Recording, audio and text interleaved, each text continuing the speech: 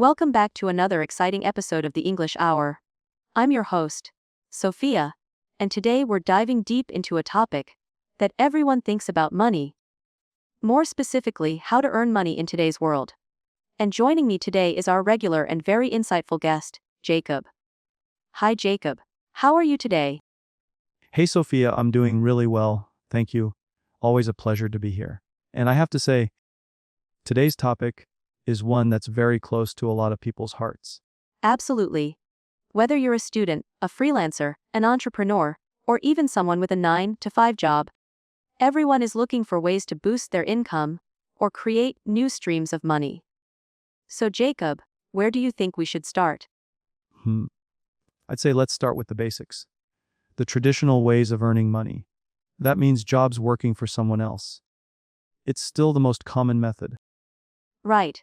And I think a lot of people underestimate how valuable a job can be, not just for earning money, but also for gaining experience, building networks, and learning about how money works. Exactly. And even within jobs, there are so many types. You've got part-time, full-time, remote work, contract work, and now even gig work through apps like Uber, DoorDash, or Fiverr. Gig work has really changed the game, hasn't it? I mean, people can now earn money by doing tasks on their own schedule. Totally. It's giving people more flexibility and in many cases more freedom to explore side incomes. For example, I know someone who drives for Uber during the day and then designs logos for clients at night on Fiverr. That's a great combo: physical work during the day and creative work at night. Let's talk a bit about online work, since that's becoming more and more popular. Yes, online work is probably the biggest shift in how people earn money today. You can work from anywhere in the world. All you need is a laptop and a good internet connection. I think freelancing is one of the best examples. Websites like Upwork, Freelancer, and Toptal are filled with people offering services: writing, programming, graphic design, even voiceovers. And don't forget teaching. Online tutoring is massive now. People are teaching English, music, math, you name it. Some of them make more money than traditional teachers. That's true. I've seen people teaching English to students in other countries while sitting in their bedroom. And they're making a decent income from it. Also, let's not forget about the power of content creation. YouTubers, podcasters, TikTokers, bloggers, they're all finding ways to turn their passions into income. Speaking of YouTube, some creators are earning 6 figures or more per year, just from ads, sponsorships, and merch sales. That's right. But it takes time to build that kind of audience. A lot of people start small, just sharing what they know or love, and then slowly building a following. And it's not just entertainment. Educational content is huge, like your favorite productivity channels, tech explainers, or even history podcasts. Yup. And now with platforms like Patreon or Buy Me a Coffee, creators can earn directly from their fans. So, Jacob, if someone is starting from zero, with no special skills or audience, what's the best way they can begin earning money? Great question. First, they need to assess what they already have: skills, time, resources. If they have time but no money, they could start with a service job or gig work. If they have a skill like writing or coding, they could freelance. And if they have neither, they can start learning. There are thousands of free resources online: YouTube tutorials, Coursera, edX, even TikTok has short educational clips. Definitely. One of the best investments someone can make is in learning a skill that's in demand. It might take a few months, but it opens up so many doors. Let's talk about passive income. I think that's a buzzword a lot of people are curious about. Ah yes, passive income. It sounds magical, doesn't it? Earning money while you sleep? But is it really that simple? Not at all. Most passive income takes active work up front. You build something like a course, a book, a blog, or even an app, and then, over time, it can generate income with little ongoing effort. So examples might be publishing a book on Amazon, renting out property, or creating a YouTube channel. Or investing in dividend-paying stocks. But that one needs money to begin with. Speaking of investing, what are some of the low-risk options for beginners? I'd say index funds are a good starting point. They're not exciting, but they're stable and offer consistent returns over the long run. And apps like Robinhood or eToro have made investing super accessible. Do you think cryptocurrency is a way to earn money? That's a hot topic. Crypto is volatile, it can go up and down quickly. Some people have made a lot of money with it, but others have lost. It's risky, and you have to really do your research. I agree. People often hear stories of someone buying Bitcoin early and becoming a millionaire, but those are rare cases. Yeah, and a lot of those people also held through massive crashes. It's not for the faint of heart. Let's shift gears a bit. What about earning money by selling products? E-commerce, that's huge right now. Platforms like Etsy, Shopify, and even Amazon allow people to sell their own products handmade, digital, or dropshipping. Dropshipping is fascinating. Can you explain that quickly for our listeners? Sure, dropshipping is when you create an online store, but you don't keep any inventory. When someone places an order, the product is shipped directly from the supplier to the customer. You don't handle the product at all. So the store owner focuses on marketing, customer service, and building the brand. Exactly. It's a business model that requires more effort and learning, but can be scaled if done right. That's a great explanation, Jacob. It's amazing how many different ways there are to earn money now. But with so many options, it can feel overwhelming for someone just starting out. How should they choose where to begin? You're right, it can definitely be overwhelming. The key is to start small. Don't try to do everything at once. Pick one thing that matches your strengths or interests and go deep into that. Maybe you love writing, start with freelance blogging. If you're into crafts, maybe open an Etsy shop. That makes sense. I think people get discouraged when they don't see results right away. But earning money, especially online, often takes time and consistency, doesn't it? Yes, and that's one of the most important things to understand. Most income sources take time to grow. People often quit just before they start seeing real progress. You've got to be patient and keep showing up. It's a bit like planting seeds, right? You don't get fruit the next day. You have to water it, care for it, and wait. Perfect analogy. And while you're waiting for those seeds to grow, you can still do short-term work to pay your bills. There's no shame in taking a job while you build your side hustle or learn a new skill. That's such an important point. Sometimes people feel like they've failed if they take a regular job while chasing their dreams. But actually, that's smart strategy. Exactly. Think of it as funding your dream. Your job gives you the stability you need to keep building something on the side. Let's talk a little bit about mindset. Because when it comes to earning money, I think mindset plays a huge role. What do you think? Oh, absolutely. If you believe money is scarce or that you'll never have enough, it can hold you back. But if you see money as a tool and earning as a skill you can improve, everything changes. That's deep. I've heard people say, I'm just not good with money. Or, I'll never be rich. But those thoughts become self-fulfilling, don't they? They do.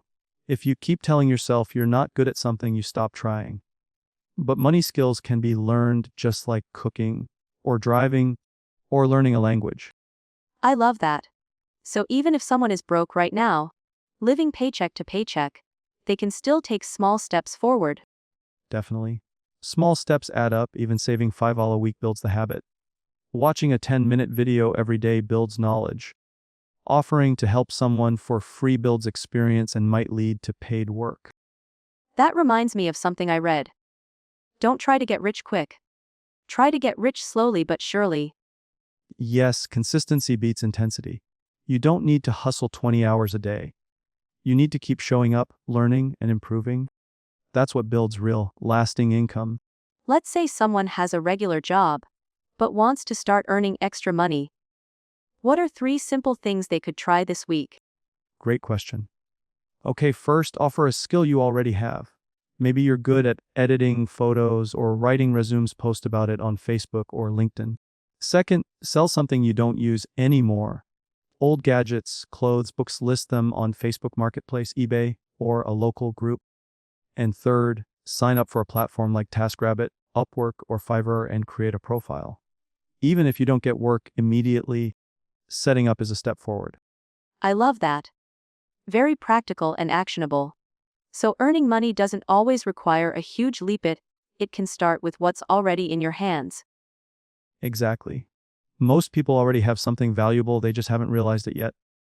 It could be a talent, a piece of knowledge, or even just their time and energy. That's encouraging. Now let's talk about digital products. That seems to be a big trend lately. What are they exactly? Digital products are things you create once and sell over and over again without needing physical inventory. For example, ebooks, online courses, templates, printables, music, or software. So someone could write a short guide about something they know, like how to take better phone photos, and sell it online. Yes, platforms like Gumroad or Payup make it super easy. You create a PDF, upload it, and set a price. It can be $5 on pet 10, 50, or whatever makes sense for the value. And no shipping, no packaging, just pure digital delivery. Exactly. And once it's set up, it becomes passive income.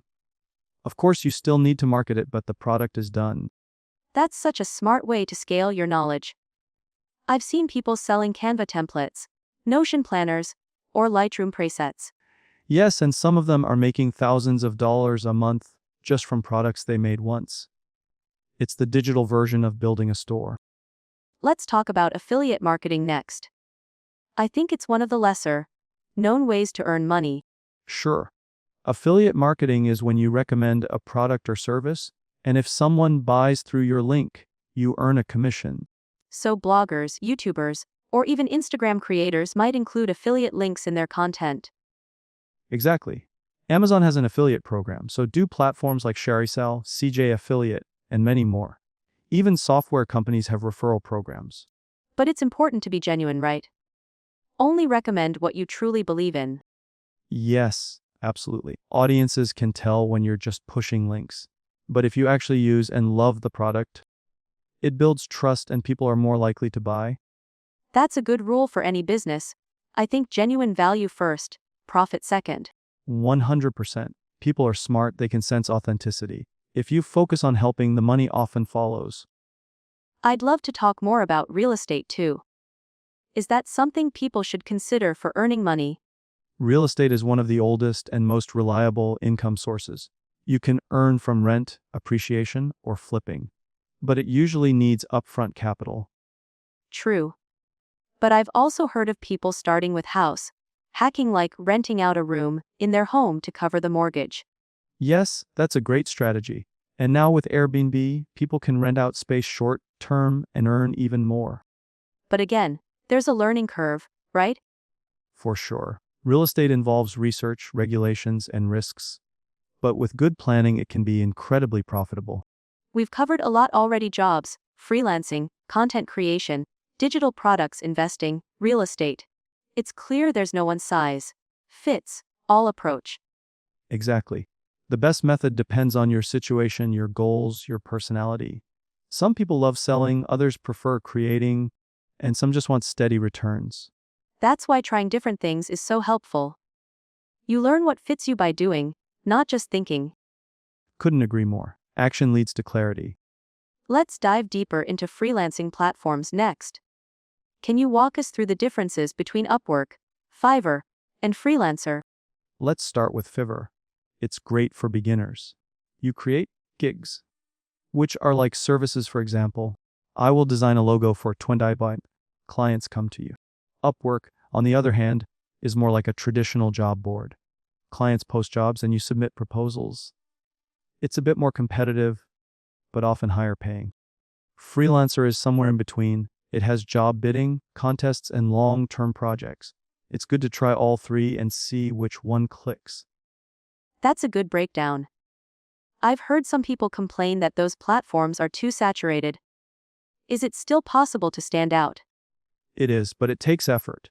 You need a strong profile, great samples, and excellent communication. If you treat it like a real business, people notice. So presentation matters. A lot. Think of your profile as your storefront. If it looks clean, professional, and trustworthy, clients will want to work with you. Yes, let's definitely go deeper. Let's say someone has created a Fiverr profile and posted a few gigs, but they're not getting any orders.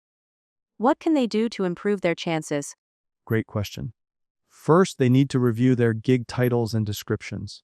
Are they clear, specific, and benefit focused? Instead of saying, I will edit your video, try, I will professionally edit your YouTube videos with transitions, music, and effects.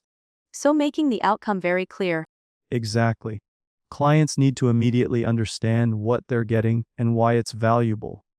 Use keywords that your ideal client would search for. If you're editing videos for real estate agents, include that in the title. That's smart. What about the gig image? Does that really make a difference? Huge difference. Your gig image is like a billboard. It should be clean, professional, and eye-catching. Avoid cluttered designs or generic stock images. You can use Canva to design a custom graphic that highlights your offer. And what about pricing? Should a beginner offer services for very low rates, just to get started? That's a tricky one. It's okay to start lower to build reviews, but don't undervalue yourself. A better strategy is to offer high value at a fair price and include bonuses like, I'll deliver in 24 hours, or I'll include a free revision.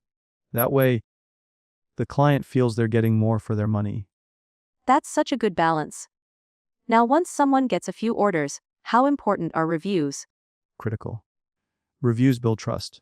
After each order, follow up politely and ask the client if they're happy, and if so, kindly request a review, but never beg or pressure. And what if someone gets a bad review? It happens. Don't panic, respond professionally, thank them for the feedback, and show that you're willing to improve. Future clients will see how you handle criticism, and that can actually build your credibility. That's very mature advice. Now let's shift a bit to Upwork. What are the top tips for writing a proposal that actually gets noticed? First tip, make it personal. Don't copy-paste the same proposal to everyone. Start your message by mentioning something specific from their job post. It shows you've read it and care. So instead of, "Hi, I'm a graphic designer," say something like, "Hi, I saw you're launching a podcast and need a bold logo. That sounds exciting, I'd love to help." Exactly, start by connecting, then explain why you're the right fit. Share a relevant example of your work and tell them what result they can expect. And always close with a clear next step, like, let me know if you'd like to see a free mock-up. That sounds so much more human. I bet clients get tons of robotic messages, right? They do. If you write like a real person with genuine interest, you immediately stand out. Also, keep it short and easy to read, use bullet points if needed. What about the profile itself on Upwork? What should it include? Your profile should highlight your top skills, include a clear headline, and have a friendly, confident summary. Focus on what you can do for the client, not just your background. And absolutely add a professional photo. What if someone doesn't have any work samples yet? Create some. If you want to do video editing, edit a sample video and upload it. If you want to write articles, write a few blog posts on topics you enjoy. These samples show your ability, even if they weren't made for a real client. That's so helpful. Now switching gears a little, let's talk passive income. Everyone talks about it like the Holy Grail. Is it really possible for normal people? Yes, but it's not passive at the start. You usually have to do a lot of upfront work to set it up. But once it's built, it can earn money while you sleep. Think of it more as delayed income. That's a great way to put it, delayed income. What are some realistic passive income ideas for beginners? Number one is content. Start a YouTube channel, a blog, or even a podcast like this one. It takes time to grow, but once it gains traction, ads, sponsorships, and affiliate links can bring in money every month. So if someone loves talking about fitness, they could start a YouTube channel, sharing tips, routines, and reviews. Absolutely. And once their videos start getting views, they can earn from ads. If they recommend fitness gear or supplements with affiliate links, that's even more income. Eventually, they can launch a digital product like a fitness guide. It all connects. So you're building an audience, providing value, and then offering something to help even more. Yes, and that's the best kind of income. It helps others and helps you too. Another idea is to write an e-book. Amazon's Kindle Direct Publishing lets anyone self-publish for free. I've actually tried that. It's amazing how easy it is to publish. But marketing is the hard part, right? Exactly. Creating is one side, but marketing is what drives sales. That's why building an audience on YouTube, Instagram, a blog, or even an email list is so powerful.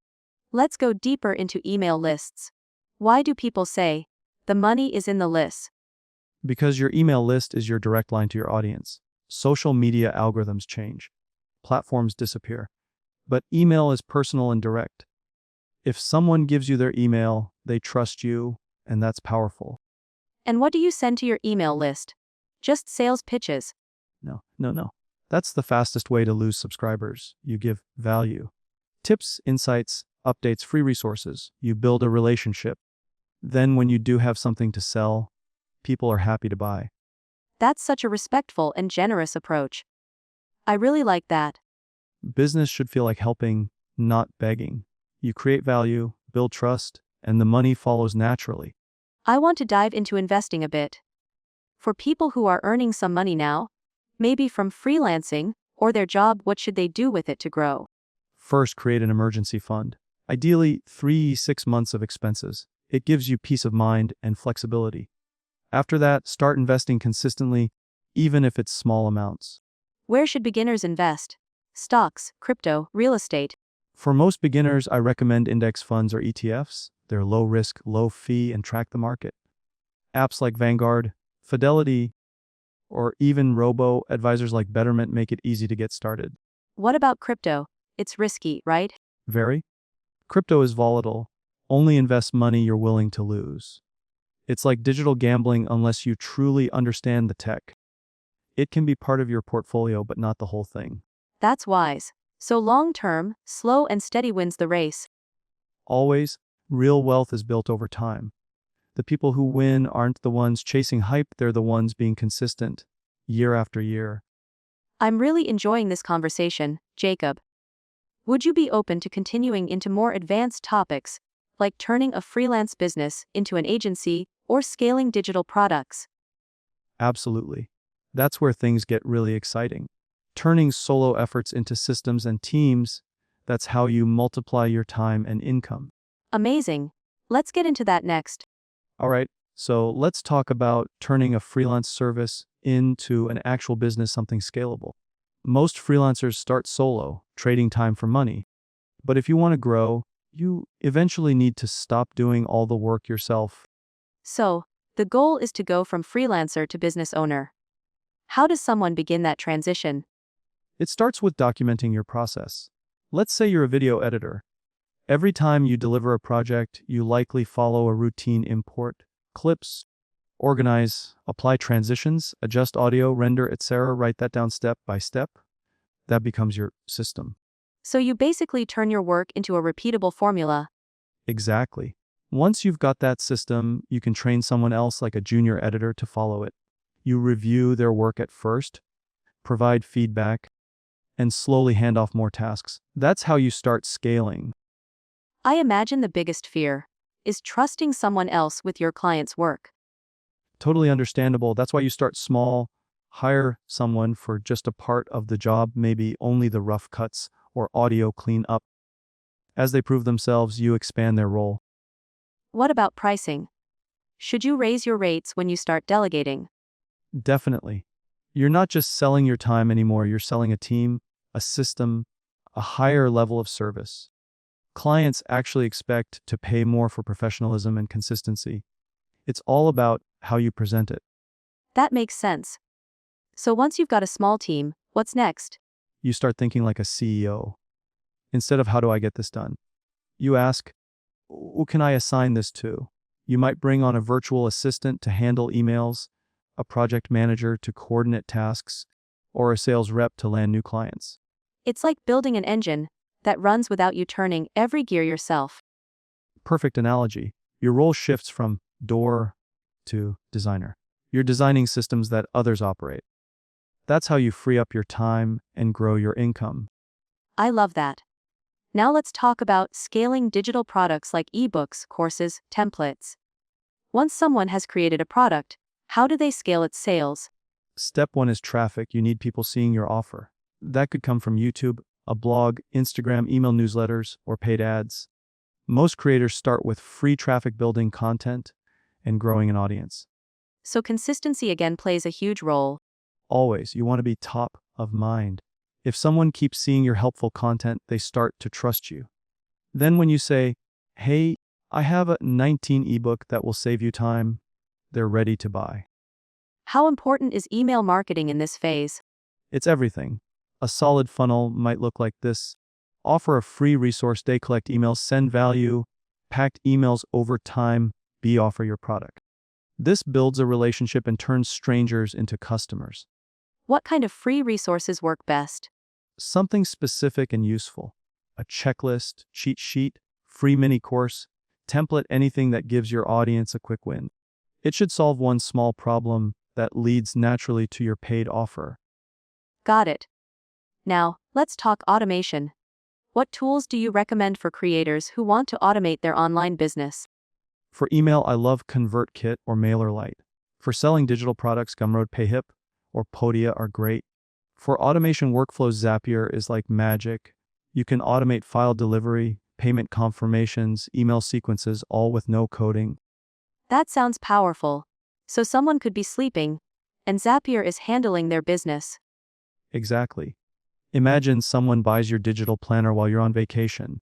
Zapier sends them a thank you email, delivers the product, adds them to your newsletter, and updates your sales tracker automatically. That's dream level efficiency. Now what about those who are nervous about tech? It can feel overwhelming at first. Totally normal. My advice is start with one tool. Don't try to automate everything at once. Get familiar with just one system, then build from there. Simplicity beats perfection every time. That's such a relief to hear.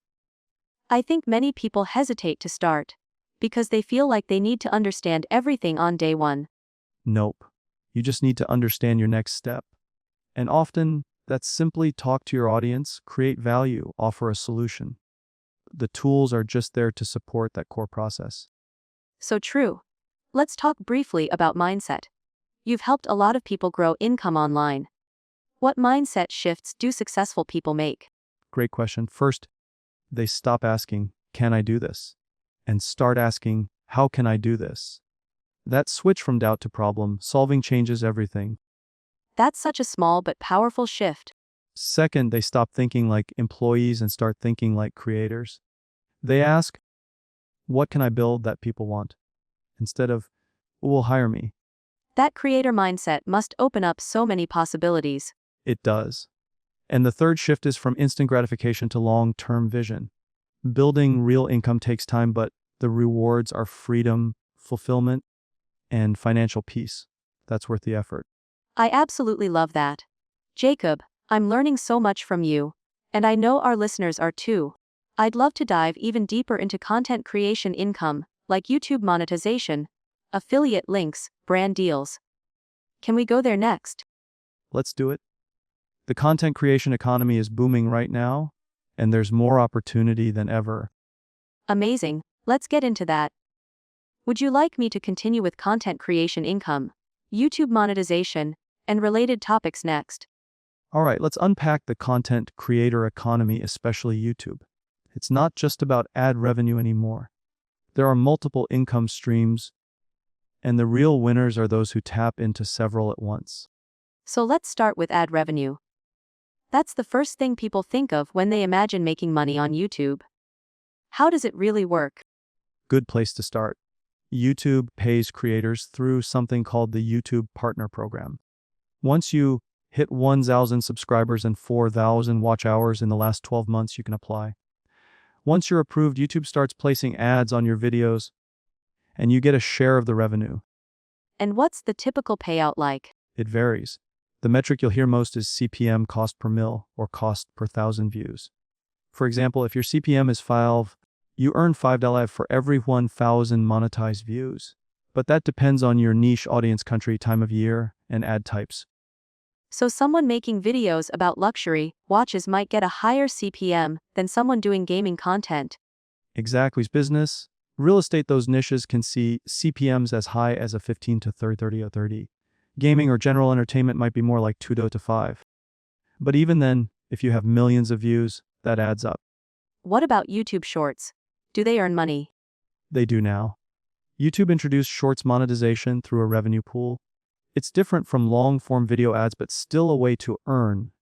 However, most serious creators use Shorts as a discovery tool to grow their audience and funnel them toward monetized content or offers. So Shorts build visibility, but long-form videos still make the real money. For now, yes. That said, many creators post both. Shorts grab new viewing, form builds loyalty, deeper connection, and higher earnings. Let's move into affiliate marketing. I know this can be a game changer.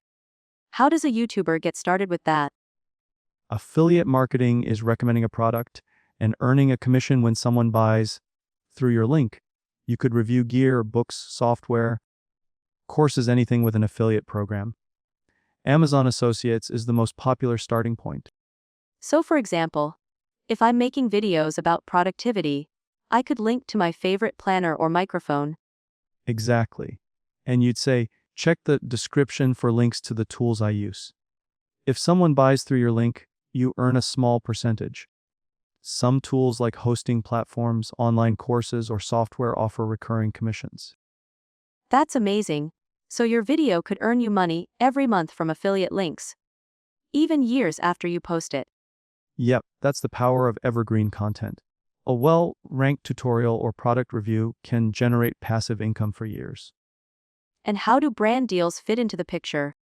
Brand deals are when companies pay you directly to promote their product in your video. That might be a dedicated video or just a short mention. The size of the deal depends on your audience size, niche, engagement, and professionalism. What are typical rates for brand deals? A general rule is 100 per 1,000 views for sponsored content, but that's flexible. If you have high engagement, a loyal audience, or a niche the brand loves, you can charge more. Some creators with just 10K subscribers earn 1,000 or 1,000 to 5,000 per deal. That's incredible. What do brands usually look for when choosing a creator? Authenticity and alignment. They want someone whose content matches their product. If you're a travel vlogger, a luggage brand might be a great fit. If you're in tech, software companies or gear brands might reach out. They also look at your audience's demographics. So even smaller channels can land deals if they're a good fit. Definitely. In fact, micro-influencers often have higher engagement rates, which brands love. The key is positioning yourself well, having a clean, consistent brand, and reaching out with a professional media kit. What's a media kit? Think of it like a resume for your channel. It includes your bio, subscriber count, average views, audience demographics, engagement rates, past partnerships, and pricing. It shows brands you're serious and makes their decision easier. That sounds like a must-have. Now let's talk about selling your own products. What kinds of digital or physical products can content creators sell? Digital products are the easiest to start with, things like ebooks, guides, Lightroom presets, Notion templates, online courses, or even exclusive wallpapers. These have no inventory and can be sold repeatedly. That's such a powerful model.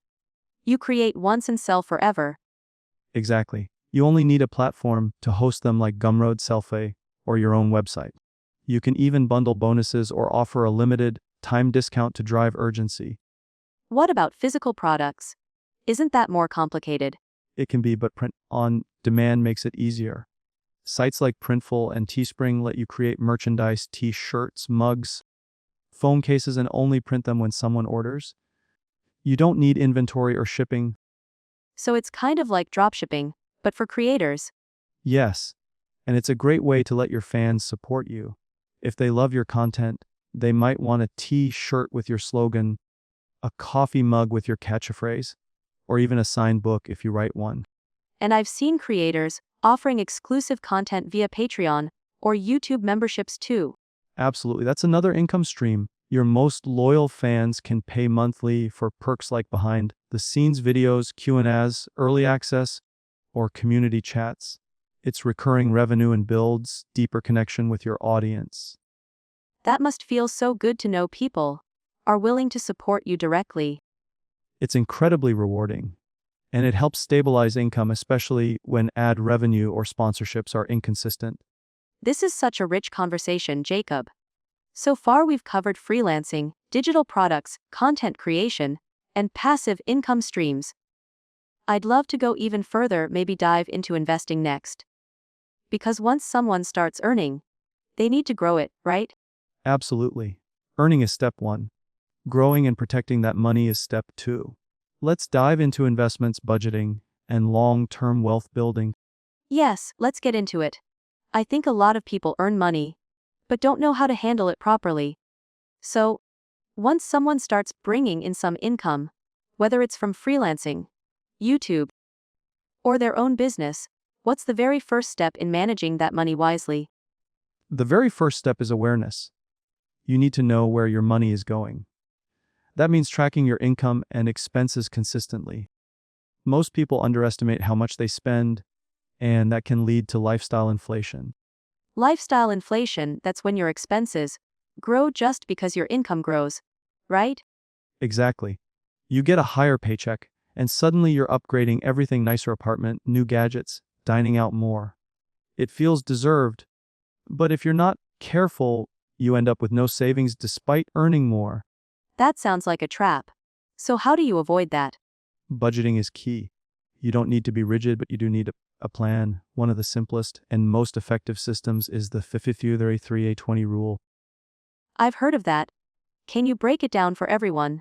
Sure, the 50-3-20 rule means 50% of your income goes to needs, things like rent, groceries, utilities. 30% goes to wants like dining out, subscriptions, hobbies. 20% goes to savings and investments. That's such a clear structure. And if you're in a lower cost area or living with parents, you might be able to save more than 20%, right? Exactly. The more you can save early, the better. Because of compound interest, money saved in your 20s can grow significantly more than money saved later. Let's talk about that compound interest. Why is it such a big deal? Compound interest is basically earning interest on your interest. Over time, that snowballs. Say you invest under 1,000 and earn 10% annually. After year 100. In year 2, you earn 10% on Thurs 100, so 100 to 10 instead of 100. The gap gets wider every year. So the earlier you start, the more time your money has to grow. Exactly. That's why many financial advisors say time in the market is more important than timing the market. Consistency beats guessing. So where should someone start investing? Especially if they're not an expert. Great question. For beginners, index funds are a solid option.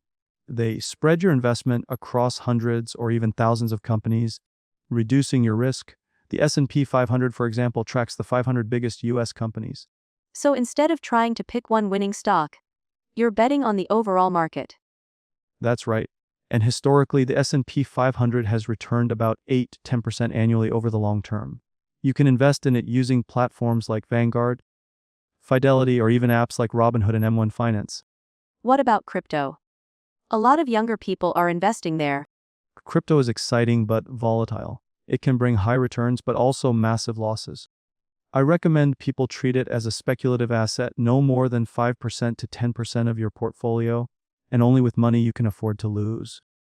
That makes sense. So crypto isn't bad, but it shouldn't be the foundation of your financial plan. Exactly, your foundation should be diversified in long-term focused stocks, ETFs, maybe real estate later. Then, if you want to experiment with crypto or NFTs, do it with a small slice of your budget. And speaking of real estate, how realistic is it for young people today? It's getting tougher in some places, but not impossible. One strategy is house hacking, buying a duplex or triplex, living in one unit and renting the others. The rent helps pay your mortgage. And you build equity? That's so smart. You live almost for free while building an asset. Exactly. You can also start small, like investing in REITs. Those are real estate investment trusts that you can buy like stocks. They pay dividends and give you exposure to the real estate market without needing to buy physical property. That's a great option for someone not ready to be a landlord. Now, let's circle back to savings for a minute. How much should someone keep in cash? Most financial planners recommend an emergency fund of 3 to 6 months worth of living expenses. This should be easily accessible like in a high-yield savings account. It's your safety net for job loss, medical bills, or unexpected expenses. So not money sitting under your mattress. Definitely not put it in an account that earns some interest. Some online banks offer 4% or more annually now, which is way better than traditional banks that pay next to nothing. Let's talk mindset for a minute. Because I think a lot of people struggle to even believe they can build wealth. How important is mindset in all of this? Mindset is everything. If you believe money is scarce, that it's evil, or that rich people are bad, you'll subconsciously repel it. But if you see money as a tool for freedom, growth, and generosity, you'll start making different choices. So it starts with reprogramming how you think about money. Absolutely. Read books, listen to podcasts, follow creators who teach abundance and practical finance. The more positive information you feed yourself, the more confident you'll feel taking control of your financial life. I love that. So you're saying building wealth isn't just about numbers, it's about beliefs, habits, and strategy. Exactly. Think long term. Invest in your knowledge, take consistent action, and be patient. Wealth is built over decades, not days. That's such a powerful truth. Jacob, would you be up for going even deeper into online businesses next? I'd love to explore how people can scale their income through automation, email marketing, digital courses, and things like that. I'd love to. That's one of the most exciting topics in the whole earn money conversation. Awesome, let's dive into it. So Jacob, when we talk about online businesses and scaling income, a lot of people immediately think of YouTube or selling a product. But what are some of the deeper layers, like automation and systems that really help a business grow beyond trading time for money? Great point, Sophia. The real magic in online business happens when you build systems that run without your constant input. For example, imagine selling a digital course. You create it once, set up a landing page, link it to an email funnel, and then run paid ads or create organic content to bring traffic in. That's a business that can make money while you sleep. So it's all about creating assets that keep working for you. Exactly. Think of digital products, courses, ebooks, templates, even membership sites. Once you build them and connect the systems like checkout, email follow-up, and upsells, you can focus on refining the machine rather than constantly showing up live to make every sale. That sounds like the ultimate dream. So let's go step by step. Say someone has an idea for a digital product. What's the first move? Step 1 is validating the idea. Don't build anything until you know people actually want it.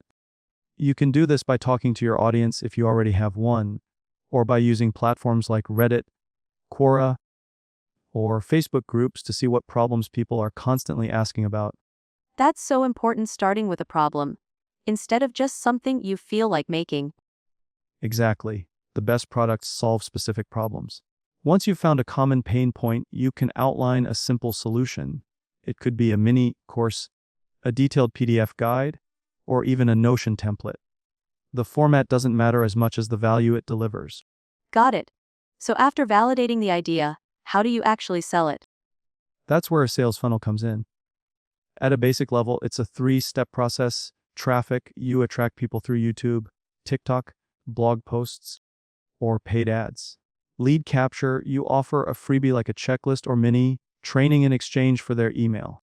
Email nurture, offer, once someone joins your email list, you send them valuable content and then pitch your product. And this all happens through automation, right? Exactly. You can use tools like ConvertKit, MailerLite, or ActiveCampaign to build email sequences that automatically go out when someone joins. You write them once, and they keep working for every new subscriber. What should those emails include? A good sequence has 47 emails. Start with a welcome email. Then share a personal story that relates to their problem, followed by tips and small wins they can apply right away. Finally, introduce your product as the natural next step. So it's about building trust before making an ask. 100%. People don't buy from strangers, they buy from people they know, like, and trust. That's why showing up authentically through your content and emails is key. What about the tech side? For someone who isn't very tech savvy, can they still build this kind of system? Definitely, these days there are drag and drop builders like System, Podia, or Kajabi. They let you create landing pages, email sequences, and checkout pages without coding. It might take a few days to learn the basics, but once you do, you'll be able to build entire systems yourself. That's encouraging. Now, let's talk about scaling. Once someone has a product and system set up, how do they grow beyond that initial trickle of sales? There are a few ways to scale.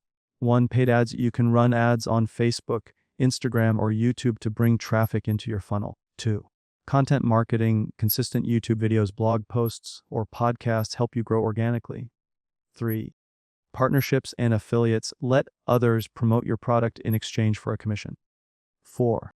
Upsells and bundles. Offer premium versions of your product, or bundle several together at a discount. And all this feeds into the same system you already built. Exactly. It's like pouring more water into a working funnel. The more traffic and trust you build, the more the system can convert. Let's touch on pricing for a second. A lot of creators undercharge because they're afraid no one will buy. What's your take? That's super common. People worry their product isn't worth it. But if your product solves a real problem, it's valuable. I usually tell creators to start with a fair but confident price, say a $29.49 or even $97 for a mini course. Higher price points also mean fewer customers can fund your goals faster. That makes sense. And there's a perception thing too, right? Sometimes a low price can make people question the value. Totally. Pricing is a signal. If you're charging $700 for something that claims to change someone's life, people might assume it's low quality. On the other hand, if you confidently charge $97 and back it up with results, they'll value it more. Jacob, this is gold. Can we go even deeper next into the psychology of buyers, why people buy, how to write persuasive emails or sales pages, and what truly motivates someone to click that "Buy Now" button? Absolutely. That's one of my favorite topics because understanding buyer psychology helps you sell without being pushy. Jacob, this has been an absolutely packed conversation. We've gone from side hustles to passive income, digital products to automation, and now even the psychology behind selling. I know our listeners are walking away with tons of practical ideas. It's been a pleasure, Sophia. I love sharing this stuff because once people realize how much potential they have to earn and manage money wisely, it truly changes lives. Couldn't agree more. And for everyone listening, if you found this valuable, don't forget to like this video. Share it with a friend who's ready to level up their finances. And of course, subscribe to the English Hour for more real conversations like this. Thanks again for having me. Let's do it again sometime. Absolutely, Jacob. Until next time, keep learning, keep growing, and keep taking action. This is signing off from the English Hour.